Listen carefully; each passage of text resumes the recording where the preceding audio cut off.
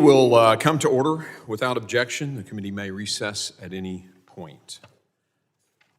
I'd like to go ahead and welcome everyone back to the full committee, and I recognize myself for an opening statement. Good morning, Secretary Mayorkas. Thanks for joining the committee.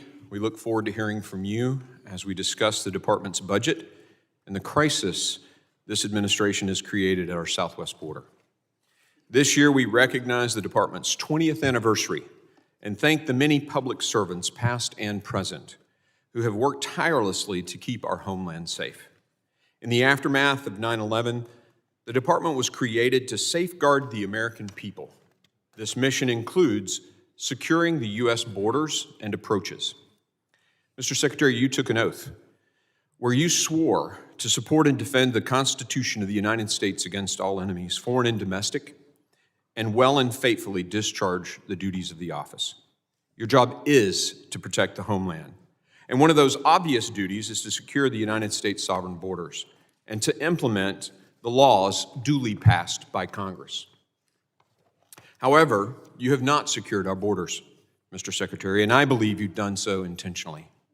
There is no other explanation for the systematic dismantling and transformation of our border into a lawless and dangerous open border.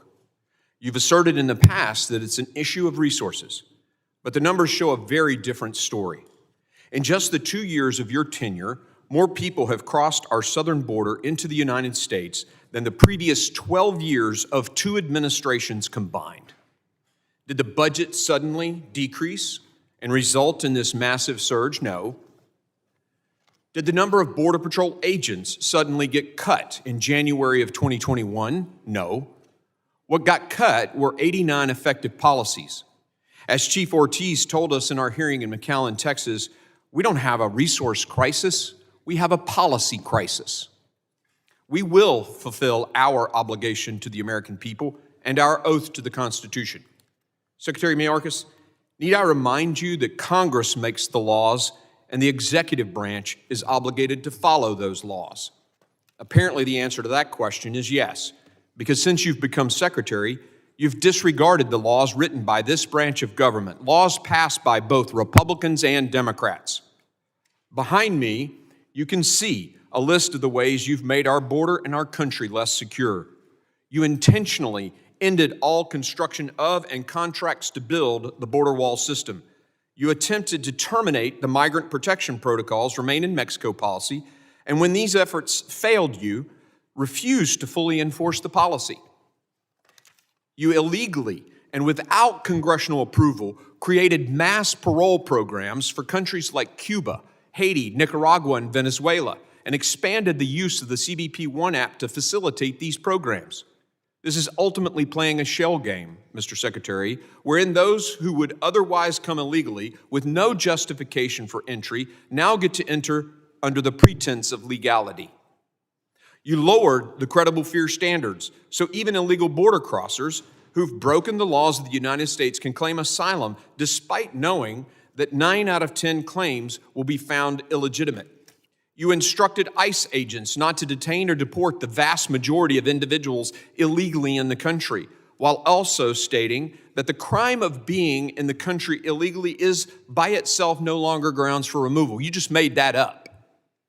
You refused to detain illegal aliens pursuant to the Immigration and Nationality Act and instead allowed them to be processed en masse into the United States. You moved northern border agents to the southwestern border, leaving our northern border vulnerable, which has led to an increase in encounters in some sectors as much as 900%. And finally, you ended Title 42 in May without any plan to deal with the surge. What's this gotten us?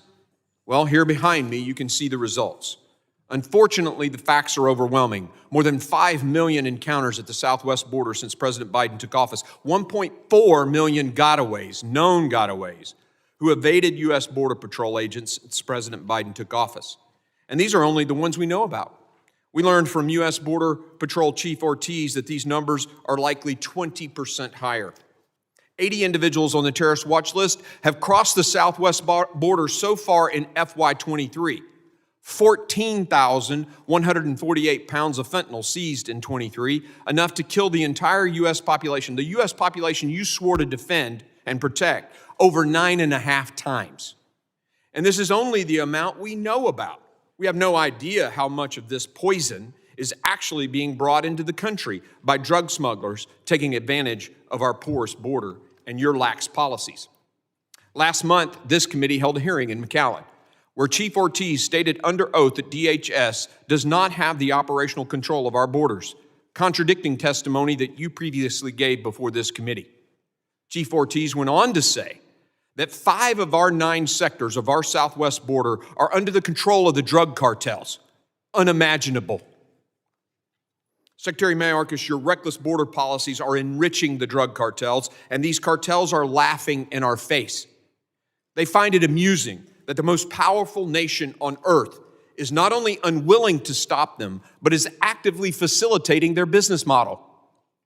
Unfortunately, your admission during the March 28, 23 Senate Judiciary hearing that you're unaware that cartels are using illegal aliens as decoys to distract Border Patrol agents while they smuggle illicit contraband and illegal aliens across the border only emboldens these cartels. Honestly, your admission reflects incompetence. Imagine a general officer in the Army who has no clue about the strategy of his enemy. We'd fire that general on the spot. Mr. Secretary, every time you fail to acknowledge that this is a crisis, you lose even more credibility with the men and women of DHS, to say nothing of the American people. As you ignore the crisis at our border, thousands of Border Patrol agents and CBP officers are on the front lines, putting their lives at risk to keep our country safe. And what kind of treatment do they receive from you?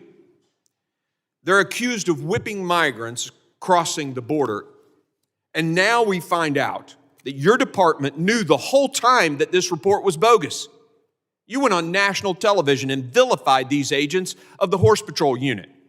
These men and women are proud to fulfill their duty to secure our border, and they do this with no thanks, no support, and quite honestly, dishonesty from this administration. It's downright shameful. I don't blame our Border Patrol agents for feeling the way they do about you. As a former Army officer and doctor and CEO, I know that when a leader loses the trust of those he's entrusted to command and serve, it's over. Now, let's turn our attention to your budget proposal for DHS. Mr. Secretary, this budget proposal is an insult to every American. It fails to take seriously many of the most pressing national security threats, especially our wide open border. President Biden himself likes to quote, and I quote him, "Don't tell me what you value, show me your budget and I'll tell you what you value," end quote. Well, this budget clearly shows us what this administration values, and it's not the safety of the American people. Like your past budgets, like your policy decisions, and your actions, this proposed DHS budget has the singular purpose of continuing to encourage people to come into this country illegally. Here behind me, you can see this very clearly. Pet projects at the DHS, we're going to add $4 billion, but for CBP, we're going to cut their budget by $1.2 billion. U.S. Citizenship and Immigration Services, the folks that move people into the United States, we're going to give them another $1 billion. That's what you want to do. ICE, you're going to decrease by $421 million. This is all about moving people into the country and not about border security. The objective of this budget is not to secure our border, but to force CBP personnel to process illegal aliens into the interior of the United States. The proposed $4.7 billion Southwest Border Contingency Fund is just another gimmick to spend American taxpayer dollars on a crisis you created with the goal of processing illegal aliens quicker out of DHS custody so that you can settle them into the interior of our country. The administration's saying the quiet part out loud. By requesting funding for border management instead of border security, you're signaling you have no intention of securing our borders.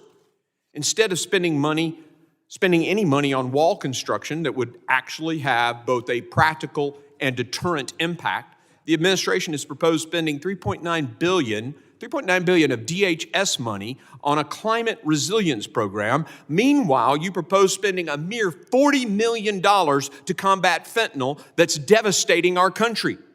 Do you think the parents and families who will continue to lose their children, their brothers, their sisters to fentanyl will take comfort in knowing that DHS has at least added more to the massive money already spent by this administration on climate change? I don't think so.